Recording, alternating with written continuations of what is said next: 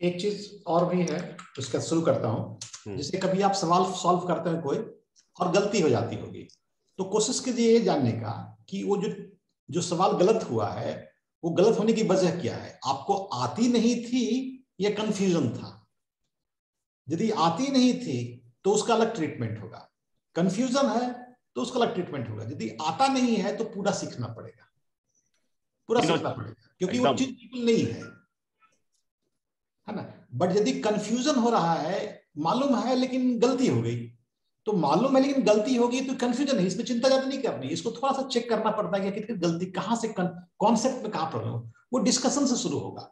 आपको वो टर्म लिखने हैं कि देखिए इस टर्म पे आप डिस्कस कीजिए, कुछ बोलिए आप, हम फिर आपको ऑडियो रिकॉर्डिंग करके भेज देंगे। तो डिफरेंट लोगों के प्रोस्पेक्टिव सुनने से आपको कंफ्यूजन दूर हो जाएगा। और यदि कोई चीज नहीं मालूम है और तब गलती हो गया तो उसके लिए तो पढ़ना ही पड़ेगा, वो तो उसको तो पूरा पढ़ना पड़ेगा। बट कंफ्यूजन वाला आइडेंटिफाई कर लेंगे, इसलिए हम बोलते हैं जो टर्म्स आपको लगता है दिक्कत लिख दीजिए, बाद बाकी मेरा काम है, हम करें जब करें, सुबह शाम दोपहर कभी कर देंगे, हम करके जरूर भेजेंगे आपको। ओके सर, श्योर है सर। ना, वैसे करेंगे तो कुछ नहीं, बस खाली टर्म लिख देना है आपको। जैसे इंटरप्रेटेड वैल्यू नहीं समझ में आ रही है या समझ में भी आ रही है, थोड़ा और सुनने में क्या दिक्कत है, तो उतना वर्ड टाइप कर देना है, खाली कुछ नहीं, इंटरप्रेटेड वैल्यू इंट्रिंसिक वैल्यू लिख दिए। उसके बाद हमारा काम है हम अपना करते रहे, जैसे कहानी बनाना है हम बनाते रहेंगे आपको। तो वो चीज करने से इंगेजमेंट बढ़ेगा, तो लर्निंग अच्छी रहेगी। Okay sir, yes. और बेस्ट तो ये भी रहेगा कि यदि और भी लोग अपना ऑडियो बना के डालें उसमें, तो और कॉन्फिडेंस आएगा। मैं बताता हूं आपको, आप एक बार जब मतलब सेम नॉलेज लेवल, एग्जाम के 2 घंटे पहले और एग्जाम के 2 घंटे बाद आदमी कॉन्फिडेंस बदल जाता है। एग्जाम के पहले जब गए जो तैयारी थी उसी के लिए गए थे तो कॉन्फिडेंस कम है, सर्टिफिकेट मिलते ही बोलता है मैं तो अब सबको पढ़ा सकता हूँ, ऐसा मैंने देखा है होते हुए। इसलिए खाली कॉन्फिडेंस को बिल्डअप करनी है और कुछ नहीं, नॉलेज लेवल सही है, ठीक है ना। तो ये डन। आज चलते हैं हम लोग चैप्टर नंबर 10 पे। तो और यहाँ पे हाँ बोलिए सर। एंड ऑफ सेशन थोड़ा आज जो एक आपने शीट भेजी है ना सर, जी जी, जस्ट उसको गो थ्रू कर लेंगे वो सेशन खत्म होने के बाद सर, नो प्रॉब्लम। वो मुश्किल से 5-10 मिनट सर। ऑलमोस्ट टर्म्स तो ठीक है सर, एक दो टर्म्स थोड़ा सा वो देख लेंगे सर एक बार प्लीज। बिल्कुल बिल्कुल बिल्कुल बिल्कुल। और अपना सिलेबस खत्म होने का मतलब ये नहीं कि प्रोग्राम खत्म हो गया, ये दिमाग से निकाल दीजिएगा। सिलेबस खत्म होने के बाद में आप हर संडे आइए, एक टाइम फिक्स कर लीजिए 1 घंटे का, और जो कंफ्यूजन है वो कंफ्यूजन, और जो खाली क्वेश्चन आंसर सेशन, जब तक एग्जाम नहीं है आप हर संडे कीजिए, 1 घंटे का करते रहिए, हर 1.5 घंटे का कीजिए, कोई दिक्कत नहीं है, वो होते रहेगा, उसकी कोई दिक्कत नहीं है। लेकिन इंगेज होंगे, फॉर्म फिलअप कर लेंगे तो पूरा हो जाएगा। ओके, आज हम लोग कर रहे हैं वैल्यूएशन इन प्रिंसिपल, है ना। अब देखिए इसमें अपने को समझना क्या है, सवाल क्या आता है। दुनिया में स्टॉक मार्केट बहुत पुरानी है, नहीं आप सब लोग को जरूर कहानी मालूम होगा कि ये 16th सेंचुरी 1500 कुछ की बात कर रहा हूं आपसे, 1500 कुछ, आज से 500 साल पहले। उस जमाने में पहली बार 3 कॉन्सेप्ट, नए कॉन्सेप्ट लोगों ने प्रैक्टिस किए थे। 3 वर्ड क्या क्या थे, ध्यान से सुनिएगा। एक ज्वाइंट स्टॉक कंपनी, एक वर्ड ये आया था जिसको हम बोलते हैं ना पब्लिक लिमिटेड कंपनी। आजकल लिस्टिंग हो गई तो क्या बोलते हैं, पब्लिक लिमिटेड कंपनी। तो उस जमाने में पब्लिक लिमिटेड नहीं बोलते थे, उस जमाने में इसको ज्वाइंट स्टॉक कंपनी बोलते थे, अभी भी बोलते हैं लेकिन उस जमाने में ज्वाइंट स्टॉक कंपनी बोलते थे। करेक्ट, एक बात। दूसरा बात था dividend. Dividend company dividend pay करेगी, ये भी कॉन्सेप्ट पॉपुलर होना शुरू हुआ। और तीसरी बात थी कि इसकी ट्रेडिंग होगी, मतलब स्टॉक मार्केट जैसा कोई कॉन्सेप्ट लाया गया जहां पे इसकी ट्रेडिंग होगी, तो वहां पे खरीद बिक्री कर सकते हैं। ये 3 कॉन्सेप्ट आपकी 1500 कुछ ईस्वी के आसपास में, ये नीदरलैंड में, आप नाम सुना हुआ कंट्री का, आप में से बहुत लोग तो घूम के भी आए होंगे, नीदरलैंड है ना, हॉलैंड जिसको बोलते हैं आज के वक्त में, नीदरलैंड हॉलैंड, इस कंट्री में पहली बार ये स्टॉक एक्सचेंज बना था। और ट्रेडिंग जो पहली शुरुआत हुई थी वो कमोडिटी की शुरुआत हुई थी, इक्विटी और डेट की शुरुआत पहले नहीं हुई थी, कमोडिटी की शुरुआत हुई थी। और कमोडिटी में क्या था, एक फूल होता है, ट्यूलिप नाम होता है उसका, ट्यूलिप उधर हॉलैंड में बड़ा मशहूर फूल है, तो उसको कमोडिटी बोलेंगे आज के वक्त में। तो उसी ट्यूलिप के फूल में ट्रेडिंग शुरू हुई थी फ्यूचर से। ये था 500 साल पहले की कहानी। हम लोग आज भी फ्यूचर ही करते हैं, सोचिए कितने डेवलप, कितने इमेजिनरी लोग रहे होंगे वो। हमने कोई प्रोसेस चेंज किया है, प्रोडक्ट बेस अभी भी वही है हमारा। करेक्ट। अच्छा, अब देखिए कि जब नए जमाने की बात करते हैं, पिछले 50 साल 100 साल की बात करते हैं, तो उस जमाने में जो मशहूर लोग आए उन्होंने उस इंडस्ट्री को चेंज कर दिया। कैसे? उन्होंने कहा कि साहब बाजार में जो कुछ भी ट्रेडिंग होती है उसका एक मार्केट प्राइस होगा। ध्यान से देखिएगा, मैंने अपने कर्सर से मार्क किया, बाजार में कोई चीज की ट्रेडिंग होगी तो मार्केट प्राइस होगा, लेकिन मार्केट प्राइस उसका वैल्यू हो ये जरूरी नहीं है। बाजार में कोई चीज की ट्रेडिंग होगी तो उसको मार्केट प्राइस कहते हैं, लेकिन वो उसकी वैल्यू हो ये जरूरी नहीं है। ठीक है, तो वैल्यू कैसे निकाल सकते हैं? और तब अकाउंटेंट की अपनी वैल्यूएशन का सिस्टम आया कि भाई हम बुक वैल्यू निकाल सकते हैं, हम अर्निंग पर शेयर निकाल सकते हैं, हम एंटरप्राइजेस वैल्यू निकाल सकते हैं, बहुत सारा चीज आया अकाउंटेंट के लिए। लेकिन जो फिनांस इन्वेस्टमेंट के फील्ड में एनालिस्ट थे उन्होंने वर्ड दिया इंट्रिंसिक वैल्यू। तो जो इंट्रिंसिक वैल्यू वर्ड आई, ये वैल्यू वर्ड आई कहां से? ये आई जो बाजार में एनालिस्ट थे उनके माध्यम। और जो बाकी अकाउंट बुक से जो रिलेटेड जो भी आप वर्ड्स जानते हैं ना, वो सब जो है, जो इकोनॉमिक वैल्यू हो, इंटरप्राइजेस वैल्यू हो, बुक वैल्यू हो, अर्निंग पर शेयर हो, और कुछ होगा है ना, कुछ और होगा तो बताइएगा। ये सब जो है सो अकाउंटेंट ने निकाल के अपने बुक से निकाल के दिए। नहीं, दोनों में बहुत फर्क है। इंट्रिंसिक वैल्यू ये मानता है नहीं कि बाजार में किसी स्टॉक की एक अपनी वैल्यू होनी चाहिए जो based upon its own inherent strength, future में एक्सपेक्टेड इनकम हो उसके हिसाब से इसकी वैल्यू हो। यदि किसी कंपनी की फ्यूचर की इनकम ज्यादा होने की संभावना है, ध्यान सुनिएगा क्योंकि इसी से बनेगा, थ्योरम में भी बनेगा। यदि किसी कंपनी की फ्यूचर की इनकम ज्यादा होने की संभावना है तो आज उसकी वैल्यू बढ़ जाएगी। ये फर्क समझिए, मतलब फ्यूचर में किसी कंपनी ने ज्यादा डिविडेंड करना है, फ्यूचर में किसी कंपनी ने ज्यादा प्रॉफिट अर्न करना है तो आज उसकी वैल्यू बढ़ जाएगी। ये मानते हैं बाजार में वो लोग जो इन्वेस्टर या ट्रेडर होते हैं। क्यों? वो इस जगह पे इन्वेस्ट या ट्रेड करते हैं फ्यूचर में पोजीशन को स्क्वायर करने के लिए। इसलिए उनके लिए फ्यूचर का ग्रोथ, फ्यूचर के नंबर्स बहुत इंपॉर्टेंट हो गए। और इसी चीज जो फ्यूचर बार बार बोल रहे हैं ना, और डिफरेंट कैश फ्लो बोल रहे हैं आने वाले समय में, तो उसी चीज को लेके ग्राहम साहब ने एक थियरी दी कि प्रेजेंट वैल्यू, जिसको हम बोलेंगे intrinsic value, present value of any security is the discounted value of all its future cash flow. किसी कंपनी के भविष्य में होने वाले सारे जो कैश फ्लो है उसको डिस्काउंट कर दीजिएगा तो आज की इंट्रिंसिक वैल्यू बनेगी। ये फार्मूला ग्राहम साहब ने दिया। क्यों दिया? क्योंकि बाजार में हर आदमी किसी भी कंपनी की वैल्यूएशन डिमांड करता था। तो वैल्यूएशन का डिमांड मतलब क्या? फ्यूचर के कैश फ्लो को कंसीडर करना पड़ेगा। यदि फ्यूचर में कैश फ्लो अच्छा बढ़ते चला जाएगा तो ज्यादा वैल्यू इसकी मिलनी चाहिए, बढ़नी चाहिए इसकी। आज रिलायंस एक कंपनी है, उसने कुछ ऐसा काम कर दिया कि उसकी फ्यूचर में कैश फ्लो बढ़ने की संभावना है। याद रखिए वर्ड संभावना है, ये assumption भी बोल सकते हैं आप इसको। तो संभावना है तो आज इसका दाम बढ़ जाना चाहिए। एक कॉन्सेप्ट ये हुआ। दूसरा कॉन्सेप्ट इसमें आया कि साहब फ्यूचर कब तक? 1 साल, 2 साल, 5 साल, 10 साल, 15 साल, 25 साल, या कब तक परपेचुअल? तो जवाब ये आई कि इक्विटी क्या है? एक परपेचुअल इंस्ट्रूमेंट है। इक्विटी की कोई मैच्योरिटी तो होती नहीं है, तो अनंत समय तक का जो ग्रोथ होता है उस ग्रोथ के बारे में सोचिए। एजम्पशन, आप बताइए कैसे आप सोच सकते हैं कोई कंपनी अनंत समय तक चलेगा, या चलेगा तो उस वक्त में क्या ग्रोथ होगा? कैसे मालूम कर सकते हैं? नहीं, एजम्पशन वर्ड पे। तो कॉन्सेप्चुअली तो यही आया, थियरी यही आई कि साहब जो फ्यूचर की जो वैल्यू होगी उसकी डिस्काउंटिंग कर देंगे तो आज का इंट्रिंसिक वैल्यू निकलेगा। फ्यूचर कब तक, ग्रोथ कितना, ग्रोथ कब तक, रेट ऑफ ग्रोथ के डिफरेंट फेज होते हैं वो भी नहीं मालूम है।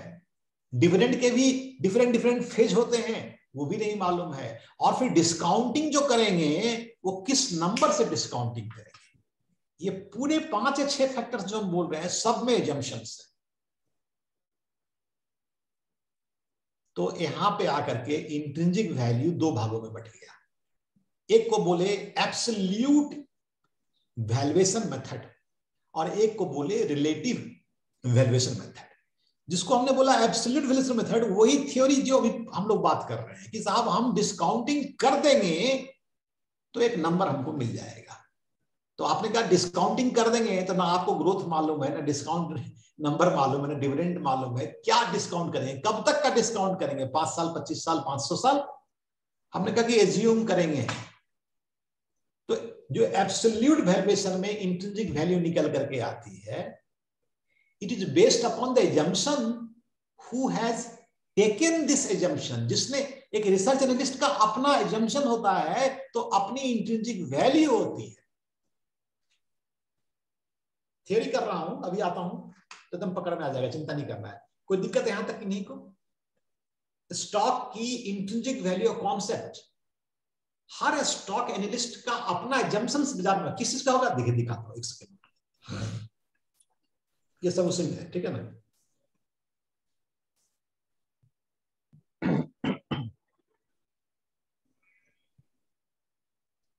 सर इंटरेस्टिंग वैल्यू निकालने का कोई फॉर्मूला है क्या? हाँ अभी आएंगे, अभी डिस्काउंटिंग करते हैं। नहीं, जब डेट मार्केट के बारे में कभी आप लोग इंटरेस्टिंग बात करते होंगे, तो वहां पे भी सेम थियरी बोलते हैं, सेम थियरी बोलते हैं। The present value of any bond, any security, any debt security is the discounted value of all its future cash flow. तो वहां पे किसी ने ये बात नहीं बताई। क्यों नहीं बताई? क्योंकि दिक्कत नहीं थी ना। आपको पता है कि डेट का एक टाइमलाइन होता है, 5 साल, 3 साल, 15 साल, जो भी एक टाइमलाइन होता है, और उसमें जो कूपन मिलना ये भी आपको मालूम है। तो वहां पे कंफ्यूजन नहीं थी इस बात की। जो थ्योरी डेट मार्केट पे आपने पढ़ा था वही हम दोबारा पढ़ रहे हैं, नया नहीं पढ़ रहे हैं। बट दिक्कत फर्क ये हुई, डेट मार्केट में जब हमने बोला the present value of any bond, the present value of any debenture is the discounted value of all its future cash flow. तो वहां पे आपको कितना लंबा बॉन्ड है, कितना लंबा डेट है, कितना उससे डिविडेंड है, सॉरी इंटरेस्ट रेट कूपन क्या है, सब मालूम है आपको। तो वहां पे आपका आज का वैल्यूएशन बिल्कुल सेम आता है, सही आता है, उसमें कोई कंफ्यूजन नहीं होती है। लेकिन जैसे ही इक्विटी में आप आ गए, तो ये सब कुछ आपको पता नहीं है, कुछ भी नहीं मालूम है। कितना लंबा बॉन्ड होगा, यहां तो इक्विटी परपेचुअल। ग्रोथ क्या होगा, पता नहीं जी। डिविडेंड क्या पे करेंगे, पता नहीं जी।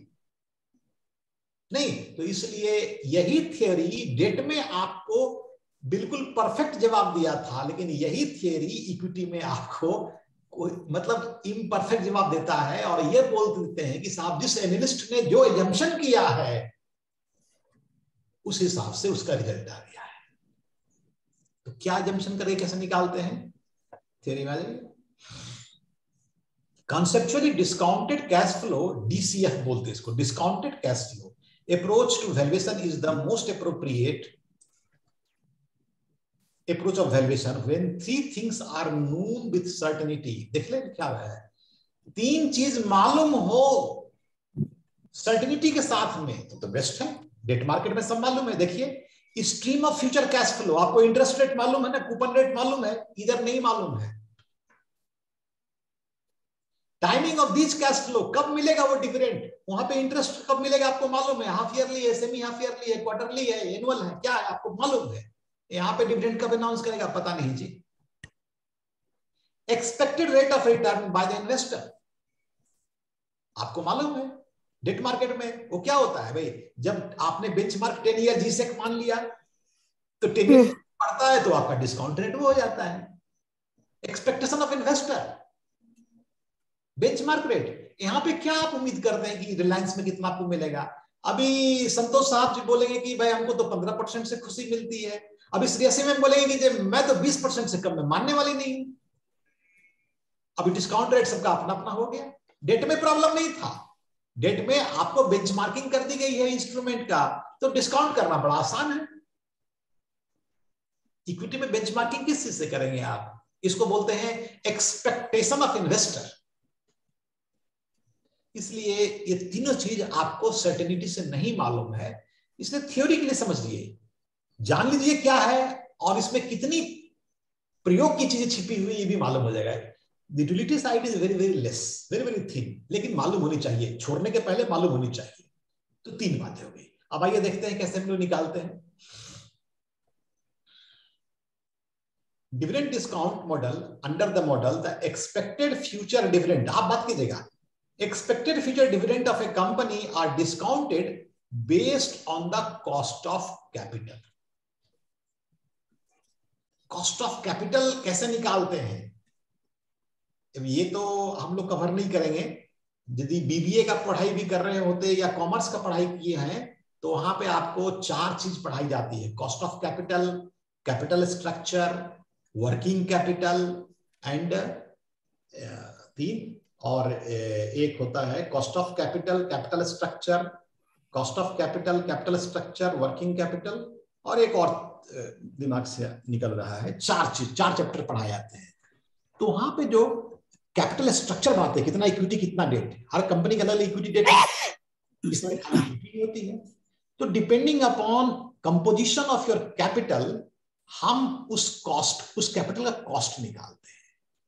तो डिफरेंट डिस्काउंट मॉडल बोलता है कि हर कंपनी का जो कॉस्ट ऑफ कैपिटल है वही उसका डिस्काउंटिंग रेट होना चाहिए, एक चीज, correct. Unlike bond, equity have perpetual life. Theoretically, further dividend payments are not contractual in nature. Therefore, DDM invokes making certain estimate and assumptions. नहीं,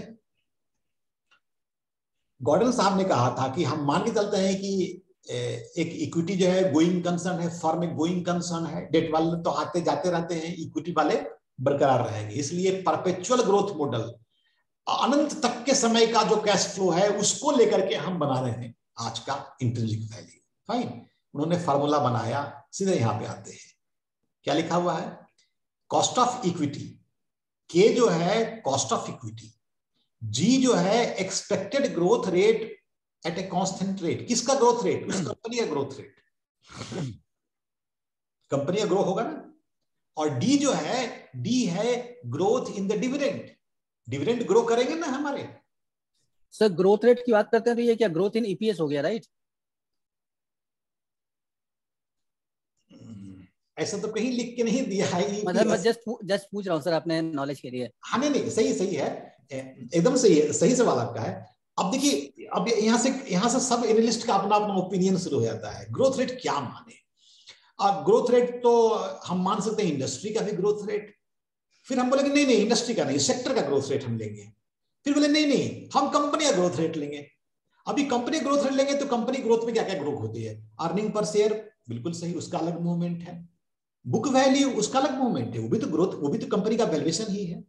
तो बुक वैल्यू में आप देखिए, बोले कि सर वहां पे तो हमने देखा था net worth divided by number of stock, वो था book value. Earning per share में हमने इस साल की जो पीएल अकाउंट की जो इनकम है उसी से निकाला था अर्निंग पर शेयर। नहीं, तो जब हम बुक वैल्यू निकालते हैं तो पुराने समय के भी इनकम का हिसाब किताब करते हैं। बुक वैल्यू में जब हम नेटवर्थ बोलते हैं तो उसमें रिजर्व आती है ना, रिजर्व तो पुराने समय से धीरे धीरे बिल्डअप हुआ होगा। तो बुक वैल्यू बोलने पे पुराने इनकम के ग्रोथ के बेस पे ग्रोथ मांग रहे हैं, ईपीएस पे करेंट ईयर के इनकम पे आने वाला ग्रोथ मांग रहे हैं। तो दोनों सही है, तो दोनों सही है। अब यही है कि आप जिस चीज को लेके चल रहे हैं वो आपको अपने प्रेजेंटेशन में लिखना पड़ता है कि I have considered the growth rate of earning per share which has been considered as a 12% per annum. आप बोलेंगे I have considered the growth rate of the book value which is considered 6% at the present. तो ये जो growth है, अब देखिए यहां से शुरू हो गई ना, ग्रोथ कैसे निकलेंगे। अब देखिए के में भी तकलीफ आएगी। के मतलब क्या हो गया? Cost of equity. गॉर्डन साहब बोले कॉस्ट ऑफ না এটা কাজ হয় না, দেখো তো কাজ হয় কি। हाँ, तो गॉर्डन साहब बोले मतलब cost of equity. Cost of equity किस चीज का? तो वो बोले कि साहब जो वेटेड एवरेज कैपिटल का कॉस्ट है ना आपकी कंपनी का, वो है कॉस्ट ऑफ इक्विटी। अब जानते हैं आपने जेनसन अल्फा निकालने के वक्त पढ़ा था capital asset pricing model, RF plus beta into RF minus RF. हमने आज जो भेजा है किताब उसमें लिख भी दिया है इस चीज को। तब हम कभी बोले होंगे आपको, यदि हमारे किसी और प्रोग्राम में कभी आप अटेंड किए होंगे, कि ये जो फार्मूला है कैपिटल एसेट प्राइसिंग मॉडल का, ये 3 जगह पे यूज करते हैं। एक तो म्यूचुअल फंड में जेनसन अल्फा निकालने के लिए, दूसरा एनआईएसएन 15 के जो पेपर है जहां पे हम बोलते हैं कि साहब कॉस्ट ऑफ इक्विटी क्या होगी, तो कॉस्ट ऑफ इक्विटी होगी, ये भी तरीका है कॉस्ट ऑफ इक्विटी का। यहाँ पे हम रिस्क के हिसाब से मेजरमेंट कर रहे हैं, जितना रिस्क लीजिएगा उतना एक्सपेक्टेशन बढ़ जाएगा। Beta is the risk, RF plus beta into RF minus RF. नहीं तो दूसरा तरीका है क्या? और तीसरा हो गया एक्सपेक्टेशन ऑफ इन्वेस्टर। तो तीनों तरीके से हम इसको निकालते हैं, एफिशिएंट हाइपोथेसिस में हम यूज करते हैं, तीन तरीके से इसको यूज करते हैं। एक ही पढ़ाई तीन जगह अलग अलग नाम से पढ़ते हैं, तो ये भी तरीका है कॉस्ट ऑफ इक्विटी निकालने का। तो मतलब कि एक एनालिस्ट के लिए जो भी वो लेके चले एजम्पशंस, एस्टिमेट्स, वो लिखना पड़ता है। इसलिए इंट्रिंसिक वैल्यू जो भी आपकी आती है उसमें मतलब आपका अपना अपना एजम्पशन है, वो चलता है। जैसे आज के वक्त में कोई भी आदमी से पूछिए, बोलेगा भाई दुनिया में जो हो जाए लेकिन इंडिया का मार्केट बढ़ने वाला है 15% से। कोई बोलेगा नहीं यार ऐसा थोड़े हो सकता है, दुनिया में कुछ भी हो जाए, तेल का दाम बढ़ेगा तो आपका तो मार्केट कुछ ना कुछ तो गिरेगा ही ना। हम 15 नहीं मानते, हम 8 ही मानते हैं। तो तीसरा बोलेगा साहब अनएम्प्लॉयमेंट जब हो जाएंगे, विदेशों से रेमिटेंस आना बंद हो जाएगा, लोग बाहर से चले जाएंगे हिंदुस्तान में, तब 8 भी नहीं मिलेगा, आप मेंटेन कर ले ही बहुत है। Different people, different views and all about logic, assumptions, logic है। क्या होगा वो 10 साल बाद मालूम चलेगा, तब जो होगा सही होगा देखा जाएगा। आज तो यही बात करनी है। मजे की बात है इसके बाद देखिए डी क्या है, डिविडेंड। नहीं, दो सिचुएशन में ये ग्राहम रूल फेल हो जाती है।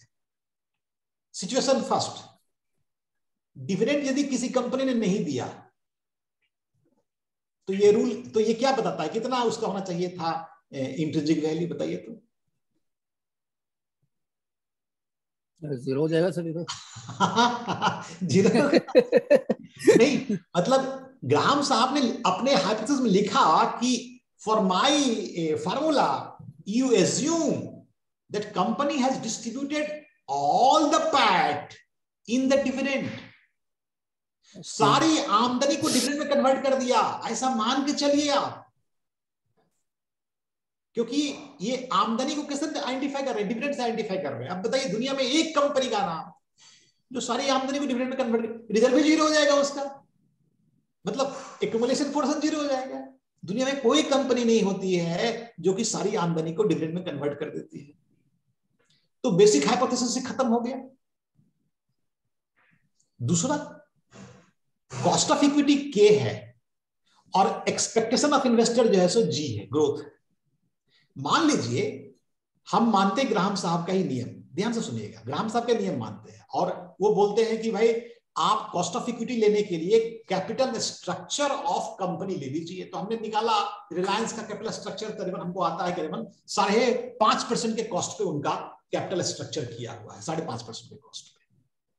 अभी देखिए यदि 5.5% के कॉस्ट पे कैपिटल स्ट्रक्चर किया हुआ है और इन्वेस्टर का ग्रोथ भी यदि 5.5% ही है, मान लीजिए मिनट के लिए, तो K minus G is equal to 0, तो price is equal to infinite.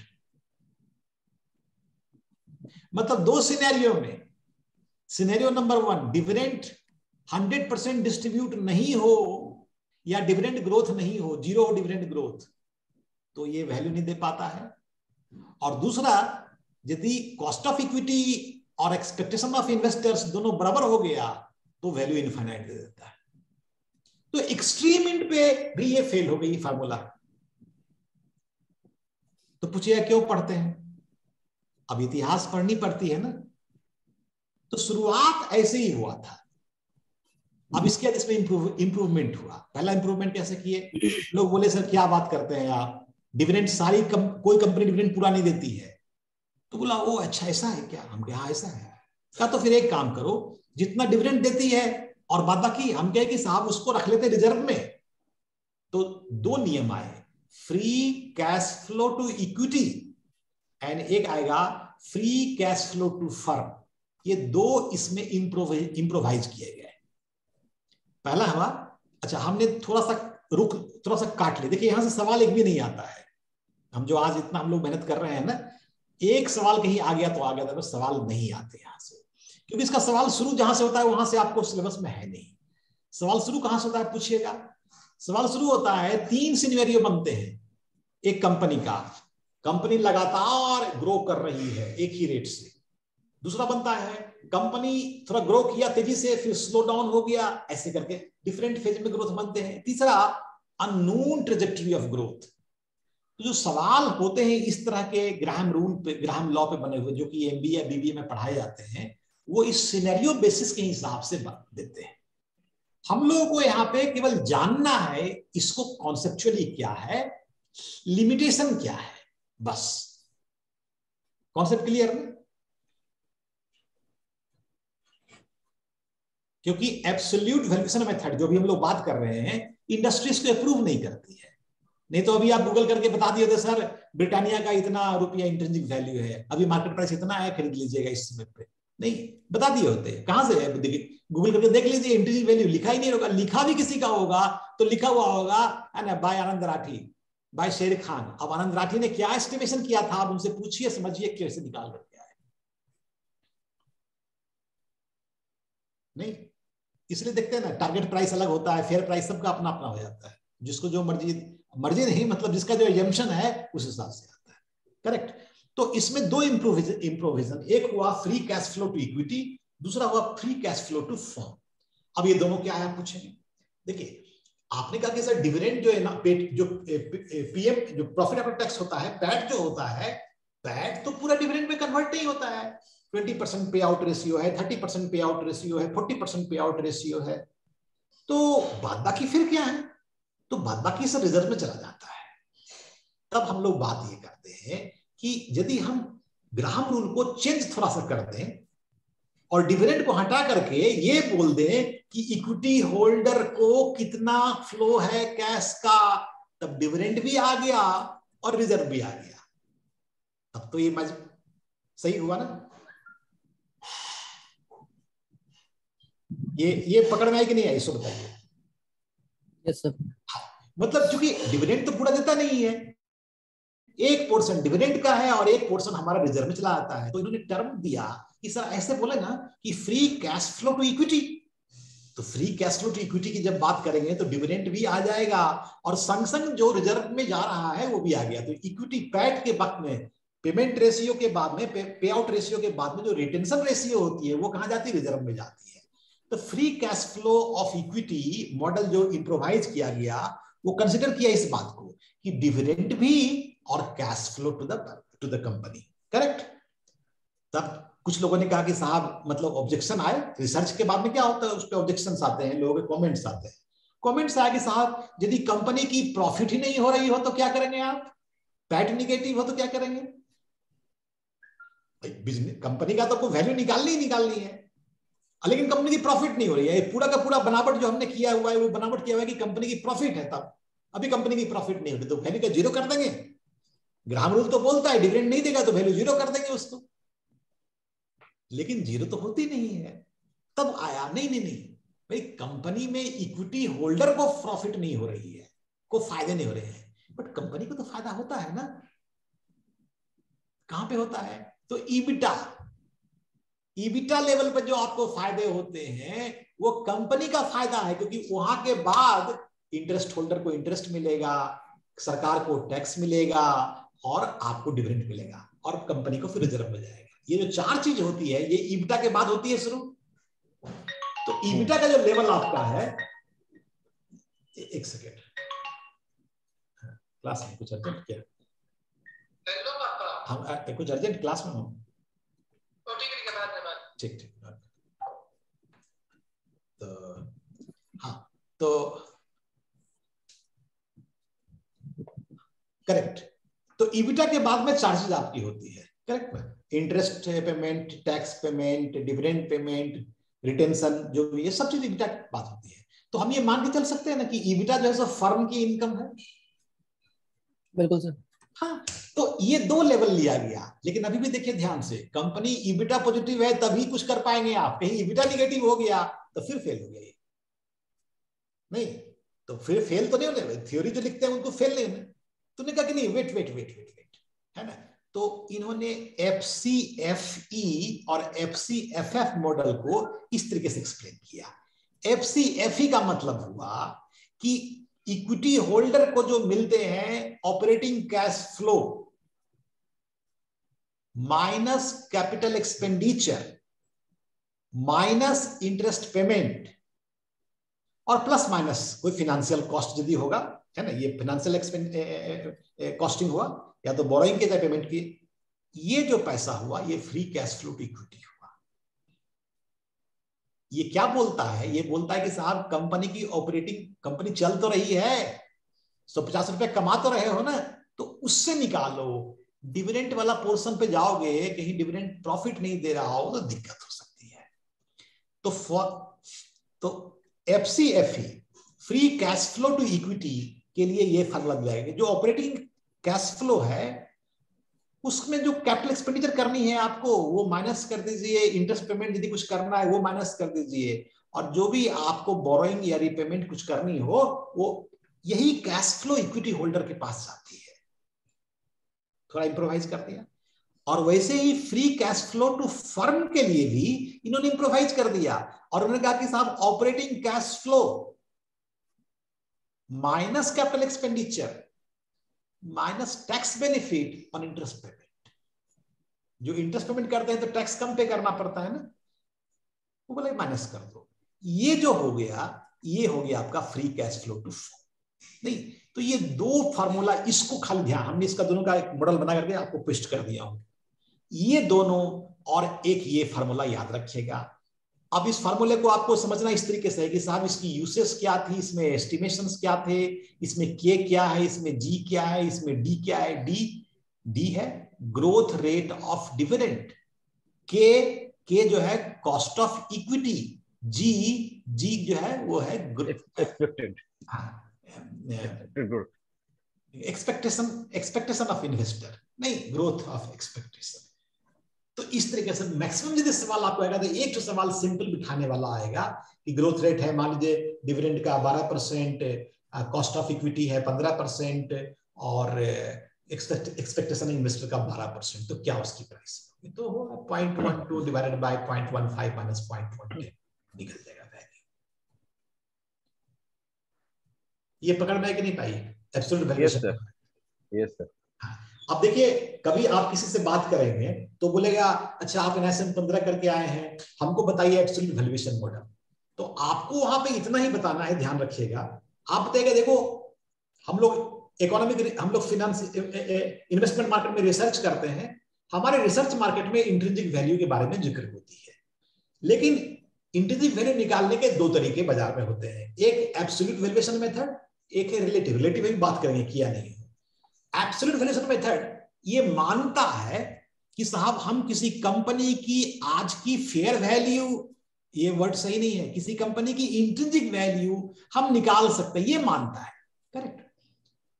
तो बोलेंगे कैसे निकाल सकते हैं? तो बोलेगा थियरी है डेट मार्केट की, थियरी है डेट इंस्ट्रूमेंट पे लागू होती है, वही थ्योरी यहां प्रयोग की जाएगी। कैसे?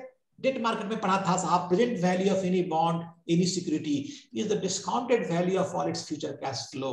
तो वहां पे तो आपको बॉन्ड के टाइम लाइन मालूम है, टेनर, बॉन्ड के कूपन मालूम है नहीं, और आपको बॉन्ड कब कूपन पेमेंट करता है वो भी मालूम है, डेट भी मालूम है आपको, और क्या बाजार में उस बॉन्ड का बेंचमार्क यील्ड चल रहा है जो एक्सपेक्टेशन ऑफ इन्वेस्टर होता है वो भी मालूम है।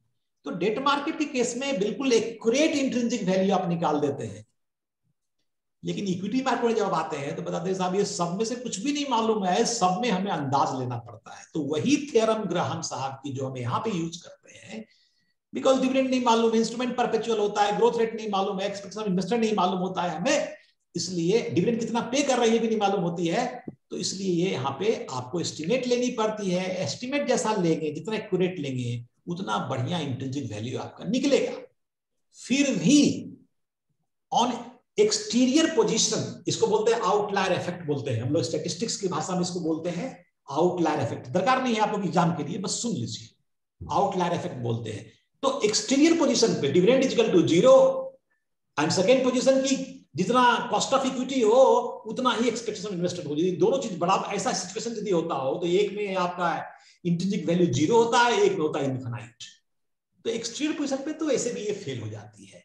बाकी एस्टिमेशन की बात होती है, इसलिए इसको हम लोग प्रयोग नहीं करते। तो फिर वो इंसिस्ट करके बोलेगा भाई प्रयोग नहीं करते हैं, कोई थ्योरी लिखा होगा तो कुछ तो उसने इसका सॉल्यूशन दिया ही होगा ना। तो बोले हाँ सॉल्यूशन दिया था उसने, वो सॉल्यूशन पे हम लोग काम करते हैं। अब देखिए इस थ्योरम से हम लोग कुछ नहीं निकाल नहीं पाए, लेकिन तब देखिए हमने कन्वर्ट कर दिया इसको और बोला कि साहब free cash flow to equity, free cash flow to firm. Equity holder के पास में जो आमदनी होती है वो डिविडेंड के तौर पे होती है, और एक्वल के तौर पे होती है, तो ये free cash flow to equity एक तो कॉन्सेप्ट समझ में आ रहा है। और यदि फर्म की बात करते हैं तो ईबिटा के हिसाब से निकल के आते हैं। नहीं, one of the problem in using DDM is that it is not possible to use for the companies that do not pay any dividend. तो free cash flow to equity ले लिया, तो इक्विटी निकालने के तरीके उन्होंने इस तरह से बताए, और फर्म के वैल्यू निकालने के तरीके उन्होंने इस तरीके से बताए। इसी तरीके को लेकर के हम लोग कैश फ्लो निकालते हैं। उसके बाद तो फिर आपको एस्टिमेशन करनी ही पड़ती है। ये के और जी तो आपको एस्टिमेट करना ही पड़ेगा। डी के लिए आपने सारा काम किया है। FCFF is not substitute of this theorem, Graham theorem का सब्स्टिट्यूट नहीं है। ये केवल डी जो था ना, डिविडेंड कितना होगा, क्या मर्जी डायरेक्टर की क्या देगा, ये जो अनसर्टेनिटी थी, इसको रोकने का दो तरीका बताया, एफसीएफई और एफसीएफएफ। बाद बाकी के तो अभी भी एस्टिमेट करना ही पड़ेगा, cost of equity, G expectation of investor, growth rate of company, ये दोनों तो आपको निकालना है, ये तो अंदाज लगानी पड़ेगी। अब बताइए, जैसे भी सवाल करता हूं यहाँ पे, देखिए सबका जवाब अपना अपना आएगा। मैं पूछूं, सबसे बड़ी कंपनी इंडिया की रिलायंस है, अगला 5 साल में रिलायंस के ग्रोथ रेट क्या होंगे, एवरेज ग्रोथ रेट CAGR है ना, बताइए तो रिलायंस का। देखते हैं 10-12 लोग हैं, सबके अलग अलग रिजल्ट आ जाएंगे। 12% sir. 12%।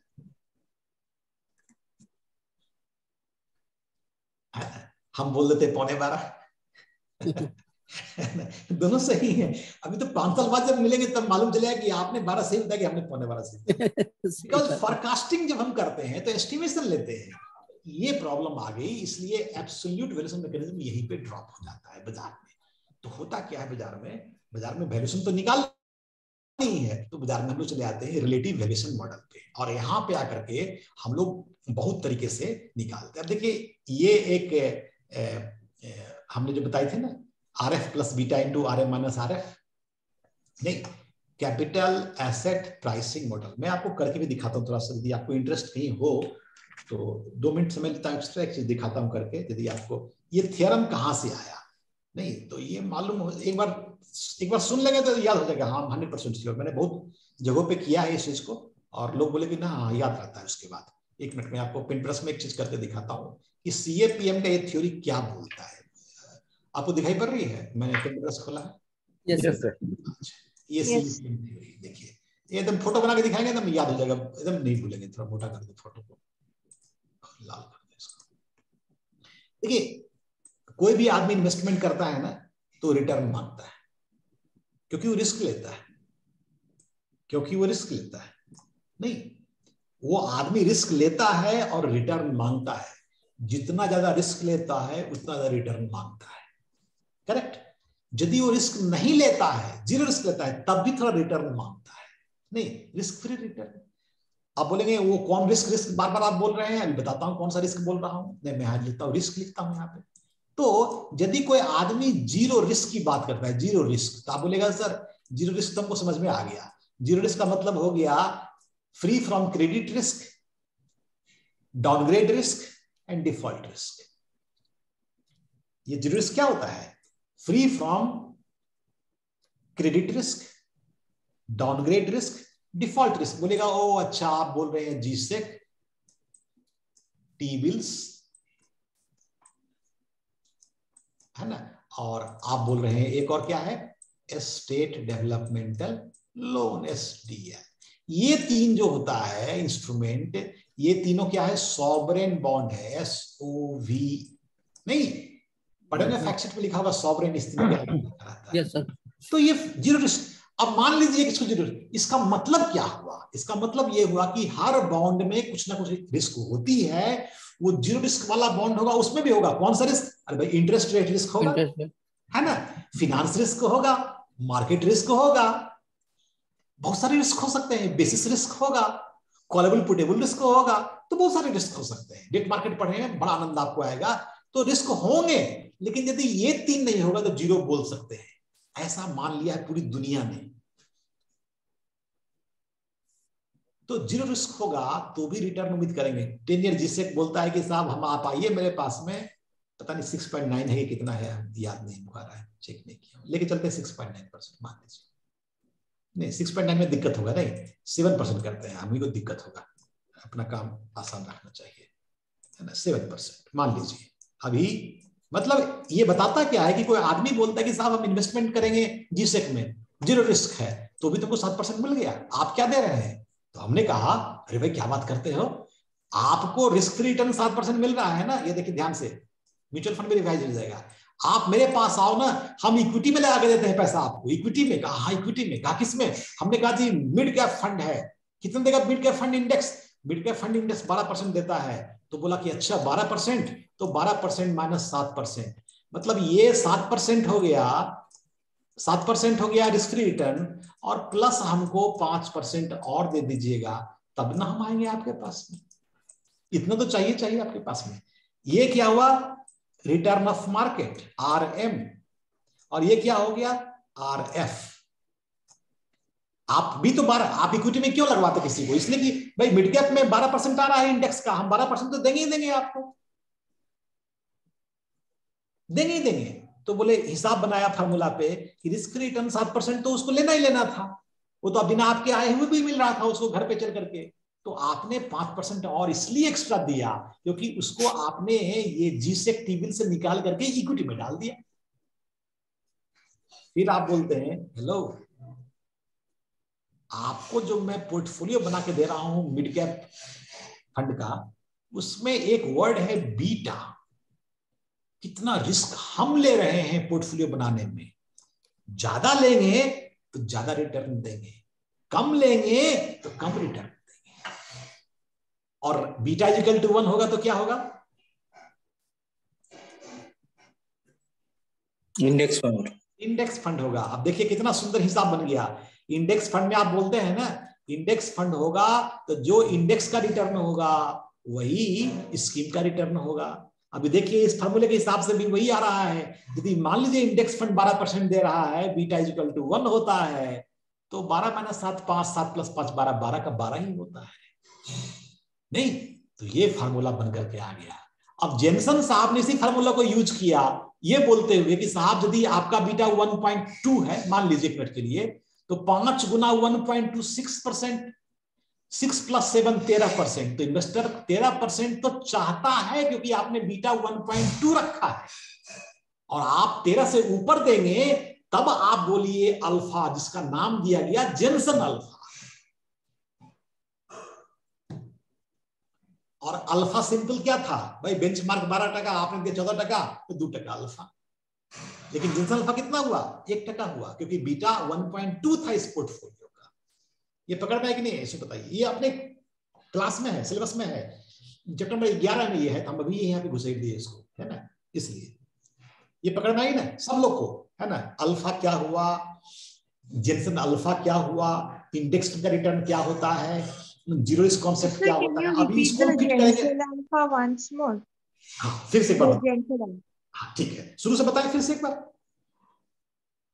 Yes, sir, you can. I mean, I understood just the Jensen alpha. Jensen alpha, ठीक है। अभी देखिए 2 तरह का अल्फा लिख दिया, मैं लिखता हूं, एक तो अल्फा और एक लिखिया जे अल्फा। जे अल्फा मतलब जेनसन अल्फा। अब देखिए नॉर्मल अल्फा हम लोग क्या बोलते थे? Alpha is out performance of A fund manager, out performance of A fund manager, ऐसे बोलते थे। मतलब क्या हुआ? बेंचमार्क रिटर्न दिया मान लीजिए 12% और स्कीम में रिटर्न दिया 14%, तो अल्फा हो गया आपका 2%। नहीं, ये हो गया अल्फा। ये हमने लोगों को समझाया, अपना भी पढ़ा, इस तरह से रखा।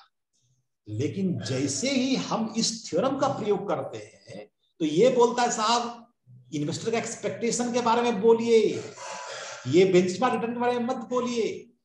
आपने दिया स्कीम परफॉर्मेंस 14 दिया, ठीक है, इट्स ओके, लेकिन जो 14 दिया, इन्वेस्टर 14 के बारे में सोचते हुए क्या सोच रहा था? तो हमने कहा कि जी वो तो यदि नहीं आता मेरे पास में तो 7 रुपया रिटर्न तो उसको ऐसे भी मिल रही थी, हमारे पास आया तो उसको हम 12% वाला इंडेक्स वाला में हम इन्वेस्ट करवा दिए, तो उसको इस फॉर्मूले से RM माइनस RF करने से 7 प्लस 5 12 हो जाता है। तो 12। फिर हमने पूछा उनसे कि भाई आपने जो पोर्टफोलियो बनाया 12% जिसका रिटर्न बता रहे हैं आप इंडेक्स से, उसका बीटा कितना था? इंडेक्स वाला ही था बीटा या कुछ और था? इंडेक्स फंड बनाया कुछ छोड़ना है? हमने कहा इंडेक्स नहीं दिया, हमने एक्टिवली मैनेज्ड फंड दिया, उसका बीटा 1.2 था। ध्यान से सुनिएगा, तब हुआ कि साहब 1.2 बीटा था, तो इसका मतलब कि ये तो 12 माइनस 7 5 हुआ, और 5 गुना 1.2 6, मतलब इन्वेस्टर इज एक्सपेक्टिंग 13% दोस्त, 13% इन्वेस्टर मांग रहा है आपसे। तो जेनसन अल्फा बोलता है कि साहब जो 14 बोल रहे हैं ना, तो 13 उल्टा लिख दिया हूं, कोई बात नहीं है ना, 14 माइनस 13 लिखना चाहिए था, तो कोई बात नहीं है, हम इसको सुविधा के लिए है ना, सिमेट्रिकल के लिए लिख दिया हूं, 14 माइनस 12 अल्फा, तो 14 माइनस 13 जेनसन अल्फा,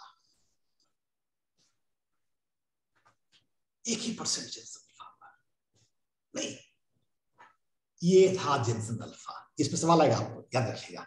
अब देखिए इंडेक्स फंड भी मैच करता है, आपने बोला इंडेक्स फंड का बीटा 1 होता है, हमने कहा बीटा 1 होता है, तो जो परफॉर्मेंस इंडेक्स की है वो ये परफॉर्मेंस इंडेक्स फंड की होगी, बिल्कुल है। देखिए यदि बीटा 1 कर देंगे, यदि इंडेक्स 12% देता है, तो स्कीम का भी रिटर्न आपको 12 ही मिल रहा है, एक्सपेक्टेशन ऑफ इन्वेस्टर भी 12 ही आ रहा है, करेक्ट, ये भी सही हो गया। अब आप बोलिएगा कि ये तो ठीक है, ये तो समझ में आ गया, लेकिन बाजार में तो इंडेक्स फंड हर कोई लाते नहीं है भाई। मिड कैप फंड रिलायंस का कुछ है, आईसीआईसीआई कुछ है, फलाना है कुछ है, सबका अलग अलग है इंडेक्स फंड का बीटा। नहीं, बीटा किसी का 1.2, किसी का 1.1, किसी का 0.9, किसी का 0.6, किसी 0.6 नहीं 0.9, 0.8, इस तरह सब अलग अलग बीटा। तो सबके अलग अलग एक्सपेक्टेशन ऑफ इन्वेस्टर होंगे। तो क्या हुआ, एक बाउंड्री बनी, ये देखिए बाउंड्री बना रहे हैं, ए बाउंड्री बन गई। अभी हम एक लाइन ड्रॉ करते हैं, टेंजेंट लाइन, स्लोप, स्लोप नहीं, इससे आगे नहीं बढ़ेंगे, सिंपल इतने रखते हैं, टेंजेंट लाइन। यदि बीटा मान लीजिए ये 1045, आप लोग मैथ्स यदि पढ़े होंगे, ट्रिगोनोमेट्री यदि मैथ से पढ़ा होगा, तो 1045 इज इक्वल टू 1 होता है, उसी से यूज करते हैं हम लोग बनाने के लिए, बीटा निकालने के लिए। इस आगे नहीं बढ़ूंगा, चिंता नहीं कीजिए। 1045 स्लोप 1, तो यदि ऐसा आप बनाएंगे तो इस जगह पे रिटर्न आना चाहिए। ये है दोस्त रिटर्न का चार्ट, और ये है रिस्क का चार्ट। रिस्क बढ़ाया ना आपने, रिटर्न बढ़ी ना आपकी, रिस्क 0 कर दिया, रिटर्न 7% है, 0 रिस्क नहीं, और जब रिस्क बढ़ाना शुरू कर दिए रिटर्न। तो ये जो स्लोप है, ये स्लोप बताता है कितना रिस्क ले रहे हैं। किसी ने कहा कि साहब हम रिस्क ज्यादा ले रहे हैं, तो थोड़ा ऊपर, अभी देखिए मेरा लाइन सीधा नहीं जा रहा है, मतलब कि डिफरेंट डिफरेंट लाइन बनता है, इसलिए कर्व बनती है, ऐसे कर्व। इसी को बाउंड्री बोलते हैं हम लोग, एफिशिएंट बाउंड्री। ये नहीं पढ़ना आप लोगों को, छोड़ दीजिए।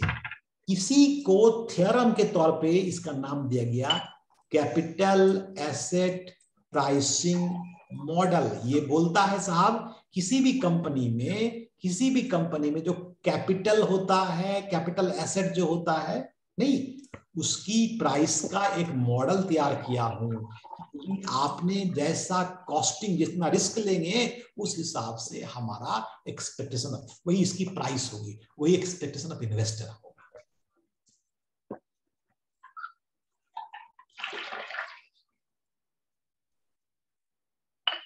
अगर मैं आएगी नहीं, ये वाला फोटो याद रहेगा, ये वाला फोटो, ये बराबर फोटो देखिएगा, बहुत जगह फोटो यूज होती है, ये वाला इससे आगे नहीं ले जाएंगे, यहीं पे रखेंगे।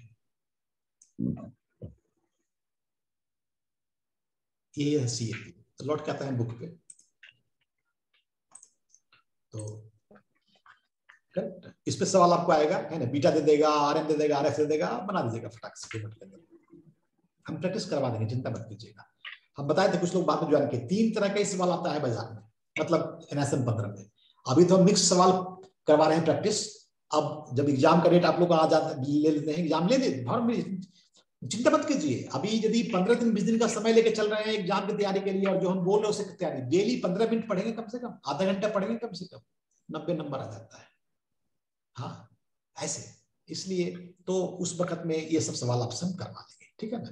तो आइए पढ़ते हैं। तो आप बोलेंगे sir weighted average cost of capital कैसे निकालेंगे? नहीं, अच्छा ये भी थ्योरम, ये बहुत बड़ा थ्योरम है, बट इसको भी कट शॉर्ट करके ही करना है, क्योंकि सवाल इतना ही आएगा, जितना सवाल बताए उतना ही सवाल आएगा। अब देखिए ये क्या है, देखिए weighted average cost of capital, बहुत सिंपल है, समझिए इस बात को। आप बोलिएगा सर एक शब्द है वेटेड एवरेज, इसका मतलब है कि कंपनी में कॉस्ट कैसे निकालते हैं कैपिटल स्ट्रक्चर, इक्विटी भी होता है डेट भी होता है, किसी भी कंपनी में इक्विटी भी होता है डेट भी होता है। अब मान लीजिए कंपनी में डेट नहीं है, जीरो है आईटीसी, तो कोई बात नहीं है, खाली इक्विटी का कॉस्ट जो होगा इक्विटी का कॉस्ट होगा। सीएपीएम थ्योरम से निकाल सकते हैं आप कॉस्ट ऑफ इक्विटी, बिल्कुल निकाल सकते हैं। ये जो अभी निकाला आपने ये क्या था, ये प्राइसिंग मॉडल का कॉस्ट ऑफ इक्विटी निकालने का लिखा है ना। For the above understanding